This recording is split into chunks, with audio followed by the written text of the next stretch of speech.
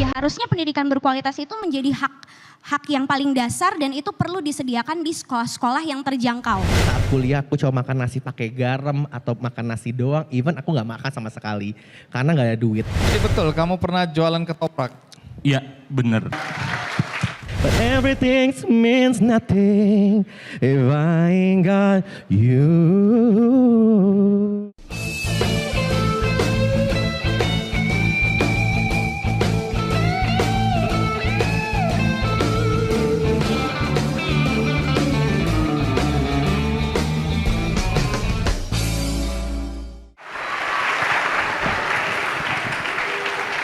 Kita muda. Kita muda. Luar biasa. Senang sekali bisa berada kembali di kampus Universitas Al-Azhar Indonesia dengan anak-anak muda calon penerus Indonesia yang lebih hebat. Jadi teman-teman, hari ini aku hendak mengundang anak-anak muda yang sudah sekolah tinggi-tinggi dengan segala perjuangan mereka, karena mereka ini datang dari keluarga yang sederhana, tetapi setelah mereka lulus di perguruan tinggi, mengenyam pendidikan yang luar biasa, tapi mereka terpanggil untuk memberikan kontribusi pada Indonesia tercinta. Mudah-mudahan kisah mereka akan menginspirasi teman-teman yang ada di sini untuk melakukan hal yang sama dengan cara yang tentu saja berbeda. Mari kita sambut yang pertama, yang paling cantik, Galis Sulistianingrat.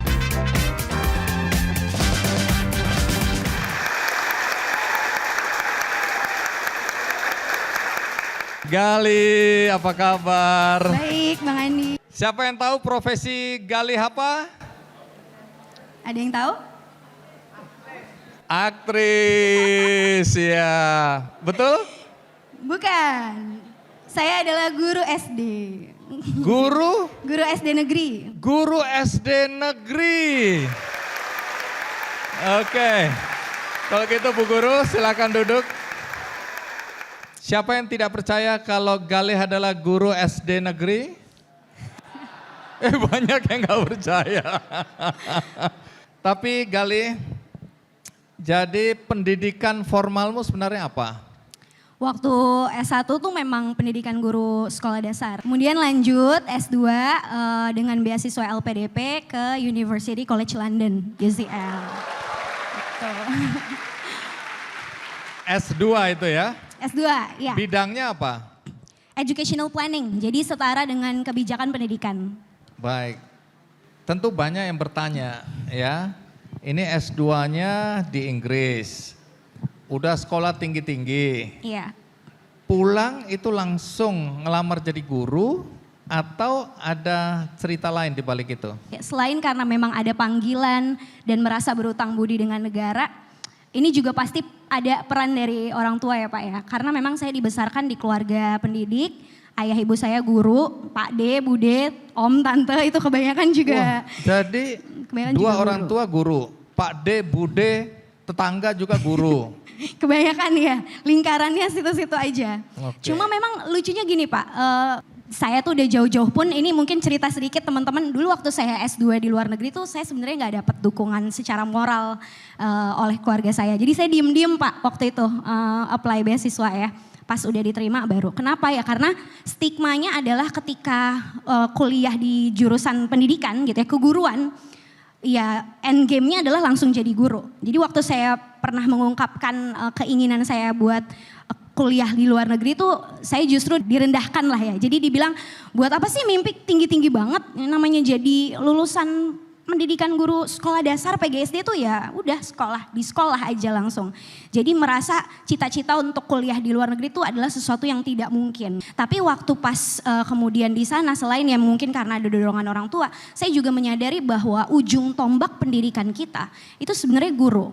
Jadi mau sebagus apapun kurikulumnya gitu ya atau ya kebijakannya, tapi kalau gurunya di kelas itu tidak memahami bagaimana mengimplementasikannya gitu ya, mewujudkan pendidikan kita yang harusnya selaras dengan cita-cita bangsa kita, maka ya itu semua akan sulit. Makanya selain jadi guru, akhirnya saya juga konten gitu. Apa yang saya masukkan ke konten itu mungkin berbeda dengan teman-teman guru lainnya yang konten juga, karena yang saya tunjukkan ke masyarakat adalah bagaimana seharusnya pendidikan luar kelas gitu ya.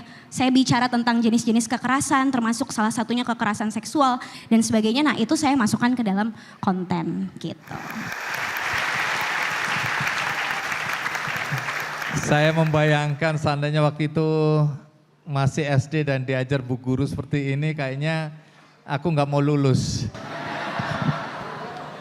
Jadi ada konotasi bahwa jadi guru itu memang gajinya kecil. Kamu tetap mau jadi guru? Karena tujuan saya tuh nggak semata-mata mengejar materi gitu ya. Karena saya percaya bahwa pendidikan dasar khususnya ini tuh alat perjuangan, alat kebebasan. Karena dasar ini kan fondasi gitu ya. Kita bukan hanya mengajarkan keterampilan baca tulis hitung, tapi kita juga mematangkan emosinya anak-anak, kemampuan sosialnya gitu. Jadi kalau misalkan memang kita tuh udah punya tujuan dan kita menjalankannya dengan sepenuh hati, saya selalu percaya sih bahwa kita nggak akan sulit di dalam menjalani kehidupan. Tadi kan orang tua sulit untuk membiayai kamu di S1 juga. Ya. Lalu dari mana uang sampai akhirnya kamu bisa kuliah S1 selesai? Jadi waktu pas S1 saya akhirnya kerja Bang Andi. Tapi kerjanya ini masih ada hubungannya sama pendidikan. Nah jadi kesempatan kerja saya inilah justru juga yang menjadi turning point dalam hidup saya. Dan karena waktu itu saya terpapar dengan kualitas pembelajaran yang ada di international schools. Justru malah lucunya itu memantik saya mempertanyakan keadilan tentang kualitas pendidikan kita di Indonesia secara umum. Karena kita tahu bahwa salah satu hak asasi manusia gitu ya, apalagi hak anak adalah mendapatkan pendidikan. Tapi bukan pendidikannya seperti apa gitu ya. Apakah pendidikannya dia harus punya uang banyak dulu baru bisa mengakses pendidikan berkualitas gitu. Atau ya harusnya pendidikan berkualitas itu menjadi hak yang paling dasar dan itu perlu disediakan di sekolah-sekolah yang terjangkau. Khususnya adalah sekolah negeri. Jadi memang pada saat itu waktu saya melamar beasiswa LPDP, satu rencana studi saya adalah membawa STEM education ke sekolah-sekolah negeri yang bisa lebih terjangkau dan gratis. Tapi waktu itu sebagai NGO. Saya nggak nyadar bahwa ternyata Tuhan mengubah jalannya malah sebagai guru. Jadi langsung di dalam kelas gitu ya membawakan STEM education itu bahkan setiap hari gitu. Baik, jalan hidup seseorang ya. Ya. Dan tentu teman-teman yang ada di sini dan siapapun yang menonton acara ini akan bertanya-tanya juga, kalau S1-nya aja udah kesulitan biaya, kok bisa S2 bahkan sampai ke Inggris? Dari mana biayanya? Mungkin kalau nggak dapet beasiswa LPDP saya juga nggak mampu kuliah di luar negeri gitu ya. Jadi ya thanks to LPDP. Saya nggak percaya bahwa pendidikan itu mengubah dunia.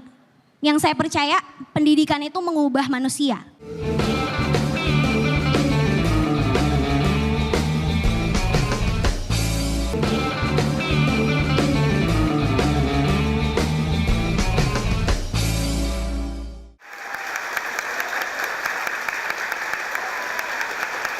Nah, kalau kita bicara perbandingan sedikit dengan beberapa negara maju, Ya. kamu melihat kualitas pendidikan kita seperti apa? Saya pernah baca penelitian dari waktu itu jadi salah satu literatur yang perlu dibaca pas saya kuliah S2 Pak. Dan disebutkan bahwa Indonesia itu ketertinggalan pembelajarannya 128 tahun. Ah, Kita itu 128 tahun tertinggal dengan negara-negara maju. Dibandingkan dengan negara-negara maju. Jadi situ judul buku dan penelitiannya itu schooling but not learning. Jadi ke sekolah tapi tidak belajar. Itu judul penelitiannya. pengertiannya apa itu? Jadi di situ dibuktikan bahwa tadi ya masalah akses itu menghambat juga bagaimana anak-anak bisa pergi ke sekolah, masalah guru gitu ya. Misalnya anak-anaknya sudah semangat untuk sekolah tapi gurunya absen, itu kan juga jadi pertanyaan. Dan yang ketiga, kalaupun ada guru sekolahnya mungkin terfasilitasi secara sarana dan prasarana, pembelajaran di kelas itu basisnya masih hafalan. Jadi basisnya hafalan, anak-anak juga mungkin lebih ya belajarnya itu klasikal gitu ya. Template kita ngajarin apa yang ada di buku teks dipindahkan ke catatan murid, kemudian dijadikan bahan ulangan dan sebagainya. Nah jadi pembelajaran yang seperti itu dirasa dan dinilai tidak membuat anak benar-benar memahami apa artinya belajar gitu. Nah, dan dari penelitian tersebut kemudian disimpulkan bahwa kalau kita mau mengejar ketertinggalan kita, itu 128 tahun lamanya. Itu artinya kan kamu bikin kami putus asa, berarti nggak kekejar itu sampai aku mati ya. Semoga masih ada harapannya ya, Sejauh Bang Andi. itu ya, nanti cerita bagaimana mendekatkan agar jarak 128 itu bisa kita kejar. Tapi aku kasih kesempatan dulu mahasiswa untuk bertanya, boleh ya? Boleh. Ini sudah ada yang mendaftar. Ini laki-laki ini, namanya Kavin Hudan dari Ilmu Komunikasi. Kavin, mana Kavin? Oh, kamu. Kavin, kamu naik ke sini. Kamu duduk di sini sekarang. Nah, yang aku mau tanyakan adalah, aku pernah nonton film yang dibuat oleh Korea. Di situ diceritakan bahwa ada seorang anak konglomerat yang membuli teman lainnya. Kemudian ada anak yang mukul anak konglomerat tersebut gitu. Tapi karena ayahnya konglomerat, jadi semua guru tuh diam. Semua guru itu nggak ada yang berani nuntut si anak konglomerat itu. Bahkan ya, sampai-sampai yang anak yang ngebela itu yang benar itu akhirnya dia yang dihukum dan dikeluarkan dari sekolah gitu.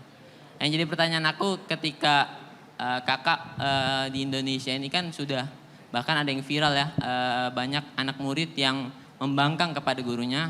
Bahkan wali murid pun sudah tidak jarang ada yang menuntut gurunya karena gurunya anaknya dihukum gitu.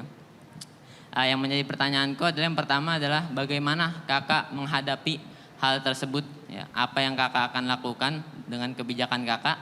Mungkin itu aja kak pertanyaan.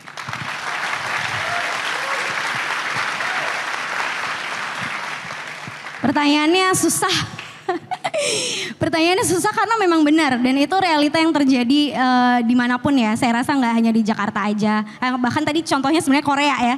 Tapi itu terjadi di Jakarta dan di kota-kota lain. Nah, hal-hal yang kayak tadi kamu bilang itu sering saya jadikan diskusi di kelas. Sehingga anak-anak tuh punya pemahaman bahwa walaupun mereka datang dari latar belakang yang berbeda, termasuk latar belakang kondisi sosial ekonomi dari orang tuanya. Ini kan tentang ketimpangan status sosial ya. Mereka punya pemahaman bahwa sekalipun saya berbeda, di kelas itu saya tetap sama. Jadi nggak ada yang lebih tinggi daripada yang lain.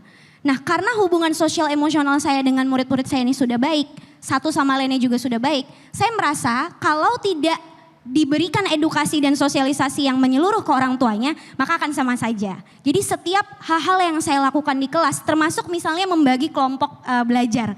Banyak loh orang tua yang protes ke saya, kenapa anak saya sama kelompok ini? Ada kecenderungan orang tua untuk menginginkan anaknya tuh bersama dengan anak-anak yang setipe dalam tanda kutip. Tapi kemudian saya selalu tekankan ke orang tua murid bahwa sekolah itu adalah tempat anak-anak bersiap sebelum dia ada di komunitas dan di masyarakat. Jadi kalau dia tidak pernah tahu bahwa tidak semua yang mereka inginkan itu selalu dikabulkan gitu ya, atau tidak semua hal itu berjalan sesuai dengan keinginannya, maka dia akan menjadi orang yang lemah secara mental ketika mereka masuk ke dunia masyarakat. Untungnya dengan sosialisasi seperti itu orang tua memahami gitu ya. Dan kayaknya mungkin apa yang saya lakukan dengan mencoba untuk berkolaborasi dengan seluruh pihak gitu yang ada di sekolah, itu jadi satu hal yang bisa saya petik buahnya sekarang. Karena semuanya menerima dengan baik, tentunya ya dengan kita mau bersusah payah menjelaskan dan merendahkan hati untuk bisa saling menerima masukan, seperti itu. Baik, terima kasih Kavin. Kamu dapat buku judulnya cocok ini, karakter-karakter yang menentukan kesuksesan. Aduh, terima kasih Buat kamu Pak. ya. Terima kasih ya. Baik, ini calon Pak Guru. Jadi guru, kamu bahagia dengan profesi ini? Kalau dibilang bahagia terus enggak. Pasti ada hal-hal yang bikin saya juga frustasi gitu ya. Tapi kayaknya bahagia itu lebih mendominasi daripada hal-hal yang duka-dukanya sih Pak.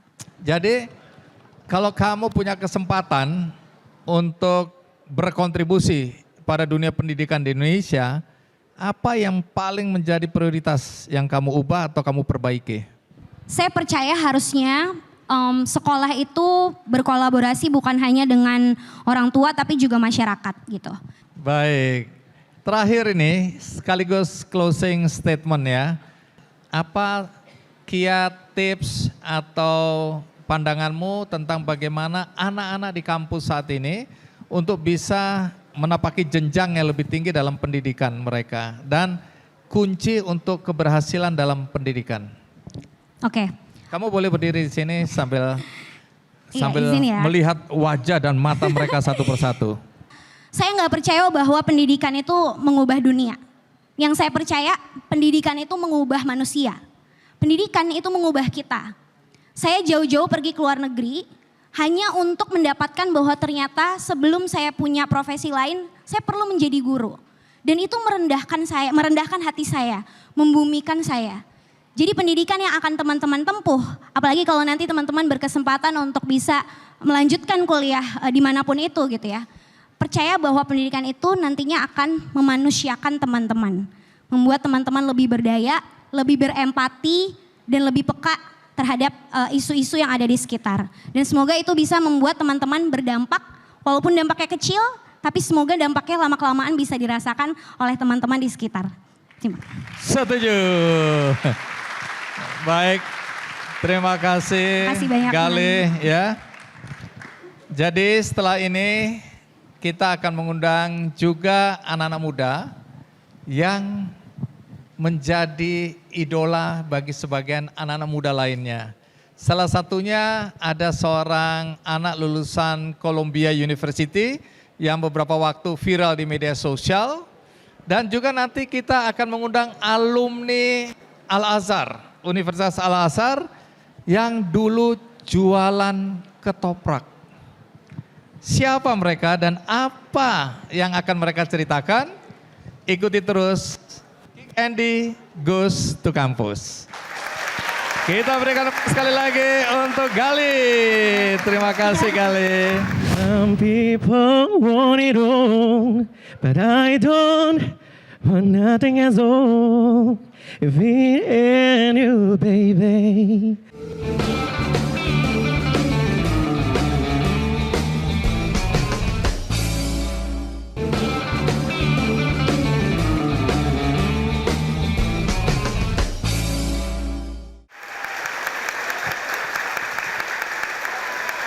Tadi saya sempat bocorkan dikit tentang siapa anak muda yang menjadi tamu berikutnya. Dia ini lulusan Columbia University, tentu saja di Amerika ya teman-teman. Dan yang menarik, dia jadi perbincangan di media sosial beberapa waktu yang lalu. Mengapa? Lebih baik kita tanya langsung. Mari kita sambut Deris Nagara.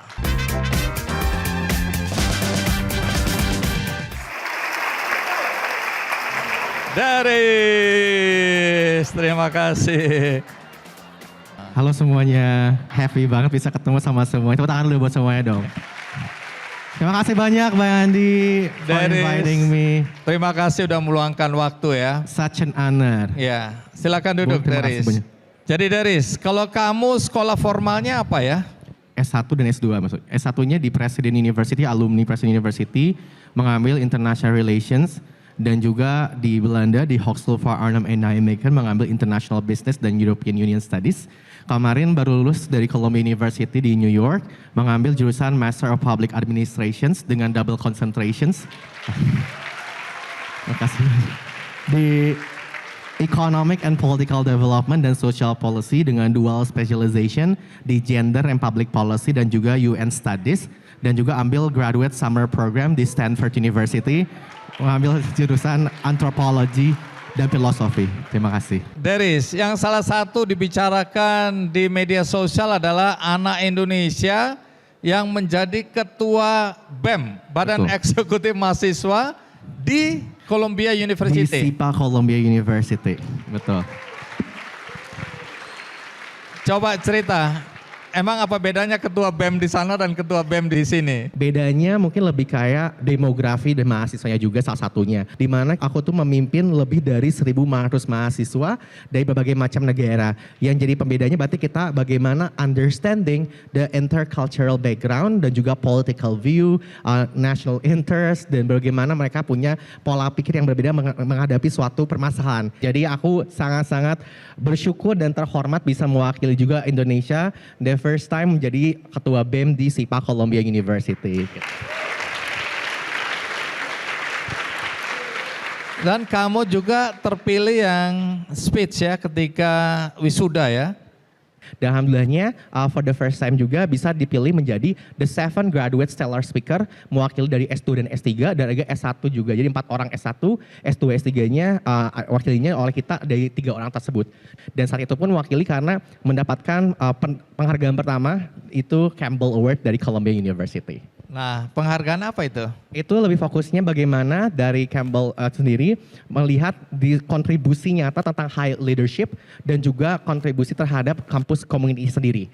Jadi nggak hanya sebagai mungkin memberikan dampak terhadap Columbia University, but also kita bisa share bagaimana kontribusi kita terhadap luar Columbia. Dan saat itu memang terdaftarnya kan ada semacam seleksi ya, maksudnya dikasih rekomendasi dari berbagai macam stakeholder di kampus.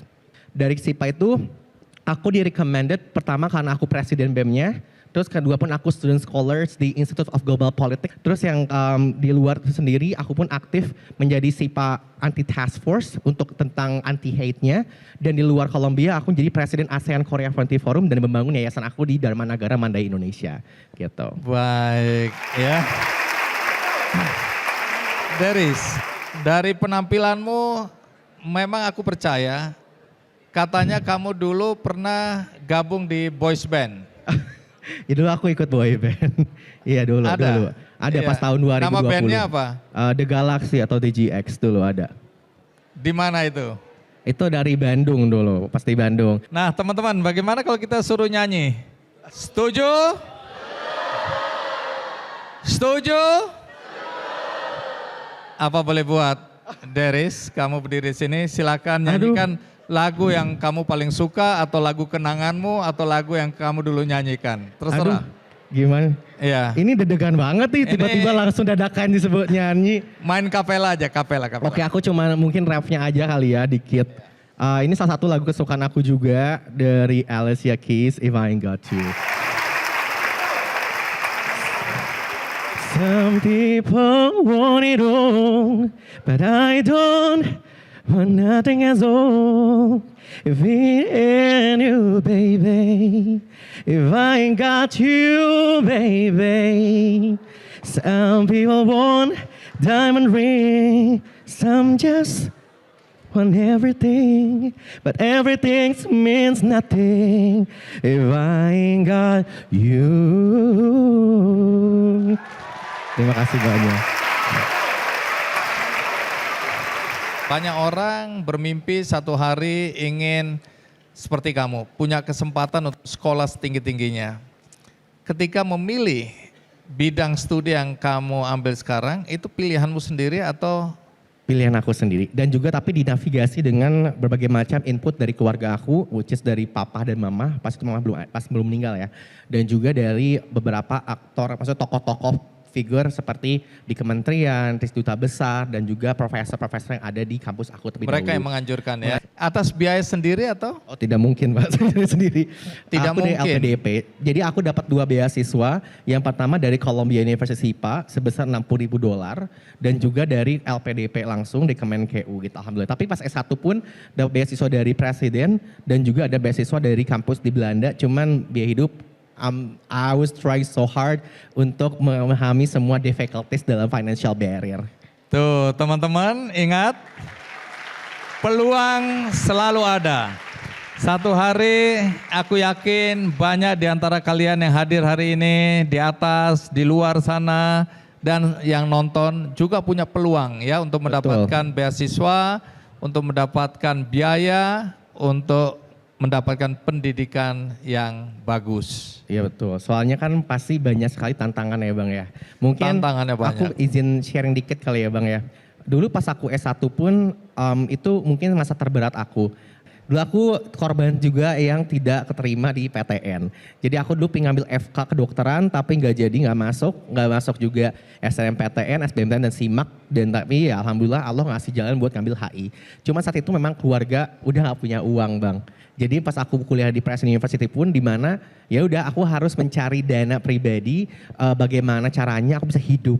Dimana aku pernah banget Bang saat kuliah aku coba makan nasi pakai garam atau makan nasi doang, even aku nggak makan sama sekali karena nggak ada duit. Makanya aku cari part time sana sini untuk bisa hidup. Sampai pas ke Belanda itu pun aku benar-benar nyari uang lagi buat bisa ke Belanda. Tapi alhamdulillah Allah tuh pasti kasih jalan ketika kita memberikan suatu pemahaman yang husnuzon positif ke depannya gitu.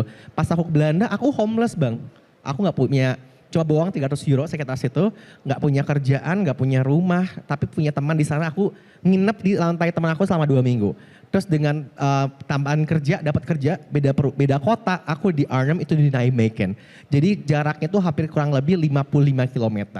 And at that time, what surprisingly, aku pun dapat tempat tinggal kayak chimney gitu, kayak Cinderella room yang sangat kecil dengan semua jendela kecil tuh semua kayak salju air itu meruluk gitu. Terus pas lagi kuliah ke sana aku sambil kerja itu jaraknya 55 km. Pasti orang-orang kita mikirnya oh naik bis atau naik kereta. And you know what? Saat itu aku dapat sepeda gratis, aku naik sepeda 2,5 jam ke sana, 2,5 jam pulang. Melewati gunung, lewati lembah, udah kayak Ninja Hattori gitu. Tapi ketika orang tua tanya, "Are you okay?" Aku bilang, "It's okay." Jadi aku bilang, "Kencana, but not kencana." Jadi aku sedih. Tapi aku merasa bahwa I think that's make me feel lebih kuat lagi dan lebih berharga karena aku nggak mau ngasih tahu apa yang terjadi di orang tua aku. Akhirnya aku nggak minta sepeser pun ke orang tua, tapi alhamdulillah apa? Lulus dan bisa keliling Indonesia dan berkontribusi aktif dalam pendidikan. Wow. Jualan ketoprak, dapat beasiswa, sekolah di sini. Iya. Bagaimana nyambunginnya?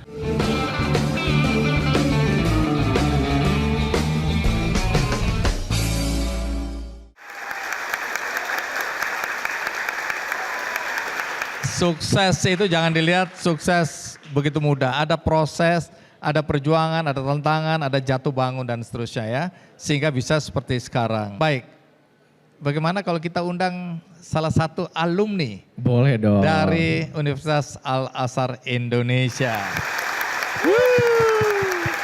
Mari kita sambut Andre Sutrisno.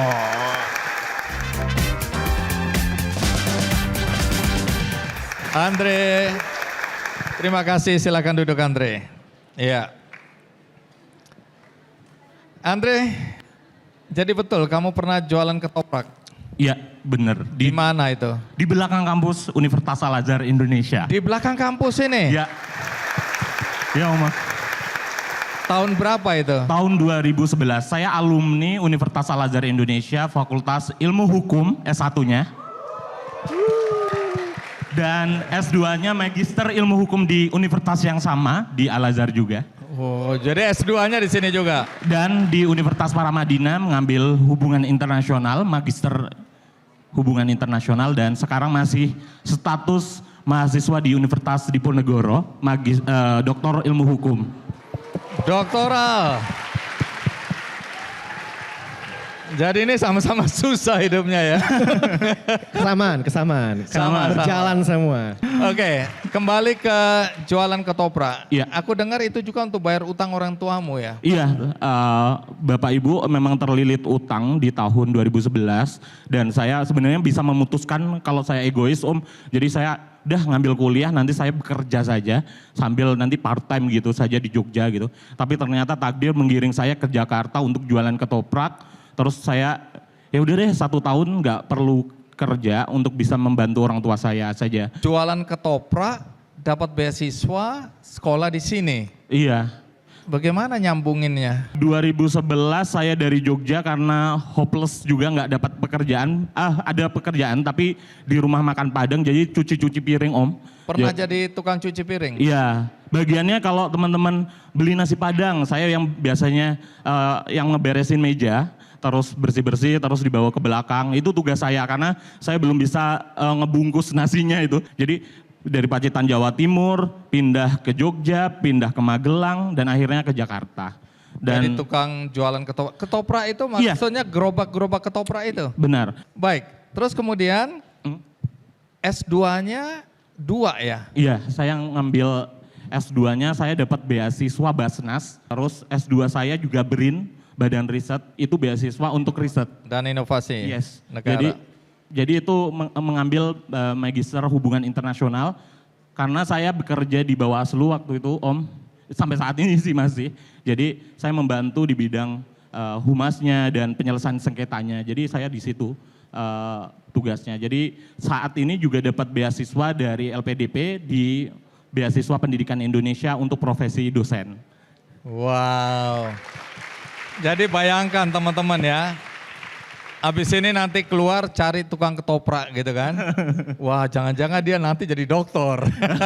Jadi jangan menutup mimpi kalian teman-teman. Ini tukang jual ketoprak yang jualan ketoprak untuk membayar utang. Jadi minus ini. Mulainya Om. minus. Minus Om. Hidup di Jakarta pernah jadi tukang cuci piring, ya. Tidur di masjid pernah. Tidur di masjid. Kalau kamu pernah menderita, semenderita-menderitanya apa? Ini kayak adu nasib ya. Aduh susah. Ada susah gitu ya. Iya, aku sampai ya tadi nggak makan, nggak punya uang, terus nggak punya rumah, tempat tinggal, bayar sendiri semuanya. Jadi agen asuransi, MLM, wedding MC, wedding singer, semua aku lakuin buat kuliah, sekolah. Jadi penderitaan semacam ini ternyata tidak mematahkan semangat. Kenapa kamu tidak patah semangat ketika menghadapi tantangan yang besar? Menurut aku salah satunya adalah ajaran dari keluarga aku sih. Om lagi salah bang gitu ya. Iya, Jadi kalau misalnya, suka-suka lah. jadi ada satu ajaran yang tadi aku bilang, bagaimana kita bisa menjadi lilin kecil yang menyinari dan we try to make an impact. Tapi dampak itu tidak harus besar atau kecil. Tapi lebih kayak bagaimana kita bisa berdampak buat orang lain dan berbuat baik. Dan di situ aku merasa bahwa ketika ada challenge itu sendiri, itu menjadi salah satu internal filosofi dalam hidup aku. Dan di situ aku merasa bahwa ya udah jangan pernah menyerah untuk terus bisa berkontribusi.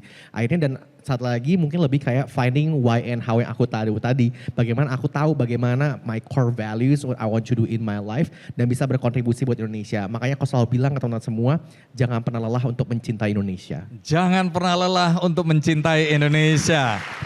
Setuju?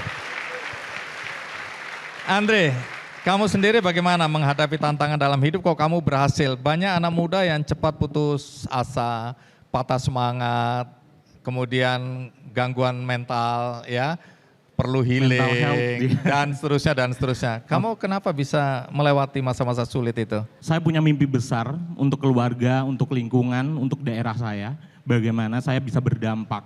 Itu sih Om. Jadi ketika saya di posisi seperti apapun kita harus memang diajarkan dari kecil. Dari kecil sudah dagang Om, jadi dagang nasi sudah biasa. Sampai pun sudah mendapatkan beasiswa, di S1 saya juga masih dagang Om. Jualan apa? Jualan kue subuh di Blok M Square. Kalau teman-teman pagi-pagi itu ada kue subuh, saya ambil dari kue subuh di Blok M, saya jual di kelas-kelas. Bahkan dari fakultas teknik, saya nggak tahu, bahkan masuk kelas-kelas dosen, saya nggak tahu, yang penting cuan Om. Di masa itu ya. Jadi uang saya untuk keluarga saya bisa membangun rumah, buat tabung umroh beliau gitu kan. Dan saat ini alhamdulillah juga adik saya kuliahkan di Universitas Al-Azhar juga Fakultas Hukum dan saat ini sudah selesai S1-nya. Tapi tunggu dulu teman-teman. Kalau di GKND aku sering mendengar cerita tentang anak-anak mahasiswa dari keluarga yang sederhana atau kurang mampu yang kuliah sambil jualan. Pertanyaan yang selalu saya tanyakan, karena ini berkaitan dengan anak-anak atau teman-teman mengukur-ngukur ini. Kalau dia membutuhkan pendanaan juga, mungkin kesulitan keuangan. Apakah nggak malu waktu jualan di kampus sendiri, sementara kita jadi mahasiswa? Terutama berhadapan sama cewek-cewek ya mungkin kita taksir. Gimana? Menurut saya ada value yang akan cocok menjadi mantu idaman Om. Ketika ya karena kan punya, iya kan. Jadi saya tidak malu karena prosesnya adalah halal yang pertama. Terus saya melatih komunikasi, saya berhubungan dengan banyak orang. Terus bisa kenal, membangun relasi pastinya. Terus yang pasti dapat income. Hal-hal yang teman-teman lihat mungkin itu tidak oke, itu oke loh untuk income kita. Jadi teman-teman jangan melihat covernya dulu, dalami isinya, dalami semuanya, gitu Om. Baik, luar biasa ya. Nih Pak Rektor jadi ikut bangga juga ya, Pak Rektor. Karena di wawancara kami di episode sebelumnya, saya juga bertanya-tanya, apakah Universitas Al-Azhar ini elitis ya, hanya untuk anak-anak orang kaya saja. Ternyata kata Pak Rektor, oh tidak, justru kami by design menyisihkan 10% ya, bahkan sekarang udah lebih, dan mencarikan dana untuk anak-anak yang tidak mampu supaya mereka bisa juga mendapat akses untuk kuliah di tempat yang luar biasa ini. Jadi teman-teman bersyukur kalian saat ini berada di salah satu universitas terbaik di Indonesia ya. Saya mau kasih kesempatan untuk teman-teman bertanya, boleh ya? Yang pertama ini namanya Salsabila dari jurusan Bimbingan Konseling Islam. Mana Salsa? Iya. Salsa, kamu mau bertanya kepada? Kak Deris. Derry, oke. Tadi kan sempat dibahas kalau misalkan Kak Deris itu pernah menjadi anggota boy band. Banyak anak muda zaman sekarang itu pengen jadi artis atau penyanyi terkenal. Dan banyak yang ingin bekerja di perusahaan multinasional supaya cepat kaya. Tapi kenapa Kak Deris justru memilih mendirikan yayasan Danaya yang bersifat sosial? Karena aku tahu apa my core values untuk bisa berkontribusi dan mencerdaskan kehidupan bangsa. Dan di situ balik lagi dengan kehidupan aku dari 10 tahun udah mengabdi buat masyarakat, dan I know exactly bagaimana teman-teman kita mungkin terbatas dengan akses pendidikan yang berkualitas dari socio-economic barriers dan sebagainya. Dan situ aku merasa bahwa ketika udah terjun langsung ke masyarakat, how I can contribute more. Terus di situ tambah lagi namanya pendidikan adalah proses namanya learning, di mana kita bisa understanding our self exploration dan tidak hanya melulu tentang ijazah atau kerja aja, tapi find the meaning behind it. Maka dari itu dengan adanya gabungan antara non formal education dan formal education, dan ditambah lagi kehidupan aku dan internal experience aku menghadapi bagaimana tantangan di dunia pendidikan, I want to contribute dengan caranya why don't I try to build something. Akhirnya aku buatlah namanya Yayasan Dharma Nagara Indonesia, di mana fokus sebagai non-profit organization yang memberikan 3 program utama. Balik lagi, in order to empower other people, we need to be empowered. Dengan adanya Danaya, aku harap bisa membantu teman-teman di Indonesia untuk bisa mewujudkan mimpinya dengan 56 program lebih kolaborasi untuk bersama membangun Indonesia Emas 2045. Wow, keren. Terima kasih. Salsa dapat buku juga, silakan dikasih ke Salsa ya. Terima kasih Salsa. Nah, di ujung ini mungkin ada closing statement ya. Bisa dimulai dari Andri dulu. Apa yang dari pembicaraan tadi, apa yang menurut kamu paling penting untuk diingat, dicamkan atau menjadi semacam inspirasi bagi anak-anak yang hadir di sini maupun yang nonton di rumah ya. Habis itu kemudian nanti diikutin oleh Deris ya. Oke, silakan Andri, boleh berdiri. Teman-teman, saya merasa bangga hadir di tengah-tengah teman-teman semuanya untuk bisa menyampaikan ini. Karena bagi saya kembali ke Universitas Al-Azhar adalah satu reminder bagi saya untuk bisa mencerdaskan kehidupan bangsa kembali di Sekolah Tinggi Ilmu Hukum Islam sebagai dosen, dan juga bisa membantu banyak hal untuk bisa berpikir kembali bahwa pendidikan adalah ujung tombak dan memutus rantai kemiskinan bagi lingkungan kita. Dan saya harapkan teman-teman memiliki kesempatan ini dimaksimalkan sesuai dengan kemampuannya hingga tetes penghabisan teman-teman dari kekuatan teman-teman untuk bisa mewujudkan mimpi-mimpi itu. Semoga kesempatan ini bisa diwujudkan, dan jangan lupa teman-teman diberikan kesempatan ini dimaksimalkan dari segi teman-teman beasiswa atau yang reguler. Semoga bisa mewujudkan mimpi-mimpinya sebagai generasi penerus bangsa. Iya, kita berikan aplaus. Silakan Deris, closing statement dari Deris. Buat teman-teman semuanya, aku selalu bicara hal ini ke seluruh publik ya. Everyone is special and different in their own way. Finding why and how, bagaimana bisa menavigasi hidup kalian. pentingnya sekali ketika aku selalu bilang kayak gini. In order to empower other people, we need to be empowered. Berarti sebagai individu bisa berkontribusi membuat suatu gebrakan, itu collective contributions. Dengan mengatur diri sendiri, lebih grateful dengan diri sendiri, bersyukur dan tahu siapa diri kita. Makanya selalu bilang yaitu namanya self-awareness, self-confidence, dan self-esteem. Dari 3S itu sendiri, aku harap buat teman-teman juga lebih percaya sama diri kita sendiri dan lebih banyak bersyukur dan mengapresiasi diri. Lihat sekeliling kamu, lihatlah lebih dekat. Banyak teman-teman atau lingkungan yang membuat kamu juga grow dengan berbagai macam budaya dan juga values. Jangan pernah lupa tentang hal tersebut. Dan juga lihat ke diri sendiri, looking inward. Ada jiwa sukma dalam diri kalian yang terus berjuang membuat kalian bertahan dan terima kasihlah pada hal tersebut. Terima kasihlah kepada Tuhan, keluarga, teman, lingkungan kalian dan juga diri sendiri yang telah kuat menghadapi segala cobaan dan tantangan. Lebih tanya lagi ke diri kalian, why I want to do something? How you gonna use your opportunity dan values yang kalian punya untuk melakukan suatu kontribusi in any way? If not us, who will do this? And if not now, when you gonna play the team role to actually change the whole world? Aku bisa, kamu bisa, kita bisa. Terima kasih banyak. Sebelum kita tutup acara ini, sebentar kita undang kembali Galih untuk naik ke atas panggung. Kemudian kita mengundang 7 mahasiswa Al-Azhar untuk naik juga ke atas panggung. Silakan. Mau jadi pemimpin tapi nggak pernah baca buku? Jangan ya Dek ya. Zaman sekarang masih nggak mentingin untuk punya pendidikan yang berkualitas dan tinggi. Jangan ya Dea. Mau sukses tapi main IG setiap hari. Jangan ya Dea. Mau pinter tapi males-malesan mulu? Jangan ya Dek ya. Niatnya belajar, ujung-ujungnya malah mabar. Jangan ya Dek ya. Dapat nilai A tapi hasil ChatGPT. Jangan ya Dek. Diam aja. Bilangnya pinter tapi tugas joki mulu. Jangan ya Dek ya.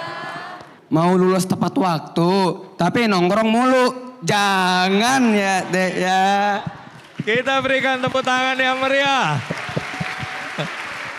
Jadi itu merupakan nasihat untuk kita semua ya. Jangan Dek ya. Baik, dengan demikian selesai episode kali ini. Bagi Anda yang tadi tidak menyaksikan episode ini dari awal, maka Anda bisa menonton tayangan ulangnya di metrotvnews.com. Juga ada cuplikannya di channel YouTube Kick Andy Show. Dan semoga cerita inspiratif dari anak-anak muda yang memberikan kontribusi untuk negeri tercinta ini bisa mendorong kita juga untuk melakukan hal yang sama untuk Indonesia yang lebih baik. Sampai jumpa.